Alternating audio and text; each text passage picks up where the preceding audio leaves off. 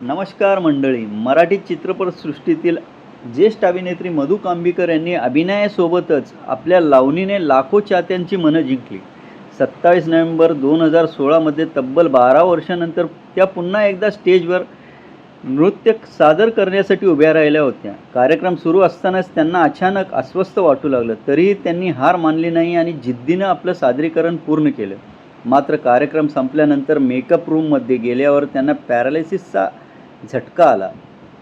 या झटक्यामुळे त्यांचा उजवा हात बधीर झाला. हा प्रसंग त्यांच्या आयुष्यातील सर्वात कठीण क्षण ठरला. यानंतर त्यांच्या प्रकृतीवर परिणाम झाला आणि त्या हळूहळू सिनेसृष्टीतून दूर गेल्या. 2018मध्ये त्यांना जीवन गौरव पुरस्कार जाहीर झाला, पण प्रकृतीमुळे त्या स्वतः उपस्थित राहू शकल्या नाहीत.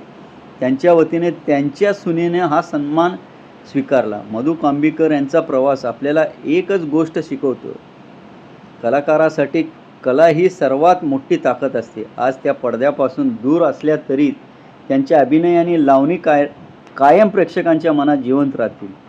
तुम्हाला हा व्हिडिओ आवडला असेल तर लाईक, शेअर आणि चॅनलला सबस्क्राईब करायला विसरू नका. धन्यवाद.